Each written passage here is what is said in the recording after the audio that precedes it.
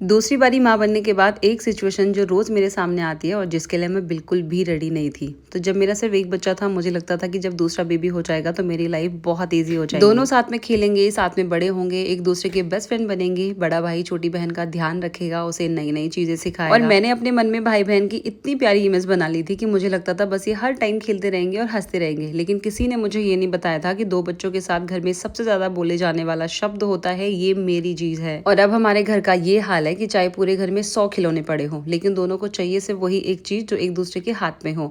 आदित्रि अभी बहुत छोटी है, लेकिन उसे भी बिल्कुल पता है कि भैया किस चीज से खेल रहा है। अगर भैया के हाथ में रिमोट है तो उसे वही चाहिए, और गलती से अगर उसने मेरा फोन ले लिया तो उसमें भी वो रोने लगती है कि मम्मा का फोन सिर्फ मैं टच करूंगी और कोई नहीं करेगा। और मुझसे बार बार शिकायत करने आती है कि मम्मा देखो, फोन ले लिया, रिमोट ले लिया।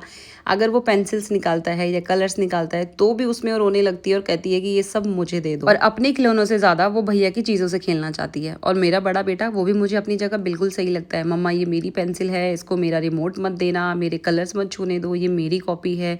और फिर शुरू हो जाती है इन दोनों की लड़ाई। एक छोड़ने को तैयार नहीं, दूसरा देने को तैयार नहीं, और बीच में फंसी होती हूँ मैं। एंड सही बताऊँ, 2 बच्चों की माँ होने के बाद मुझे लगा था सबसे मुश्किल काम अगर कुछ होगा तो वो खाना खिलाना, ये दोनों को साथ में सुलाना।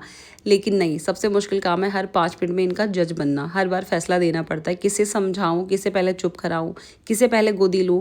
एक को समझाओ तो दूसरा रोने लगता है, दूसरे को समझाओ तो बड़ा वाला बोल देता है कि आप तो हमेशा उसी की साइड लेते हो और अब आप उसी से प्यार करते हो। और ये एक लाइन ना पूरे दिन की सारी थकान से भी ज्यादा भारी लगती है, क्योंकि सच तो ये है कि मैं किसी की साइड ही नहीं ले रही होती। मैं बस उस टाइम पे जो बच्चा ज्यादा परेशान होता है उसे पहले संभालने की कोशिश करती हूँ। लेकिन बच्चों को बराबरी नहीं दिखती है, उन्हें बस याद रहता है कि मम्मा पहले किसके पास गई। और फिर इन दोनों को लड़ते हुए देख के मुझे अपना बचपन याद आ जाता है कि हम भी तो ऐसे ही थे ना, एक रिमोट के लिए लड़ते थे, एक चॉकलेट के लिए, एक पेंसिल के लिए मम्मी से शिकायत करते थे। और हमें भी लगता था कि मम्मी हमेशा दूसरे भाई या बहन की साइड लेती है।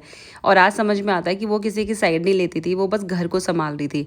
और अब जब मैं अपनी मम्मी की जगह खड़ी हूँ तो उनकी हर बात समझ में आती है। और एक बात और जो मैं हर दिन सोचती हूँ कि यार ये अभी इतना लड़ रहे हैं तो बड़े हो गए तो इनकी बिल्कुल ही नहीं बनेगी।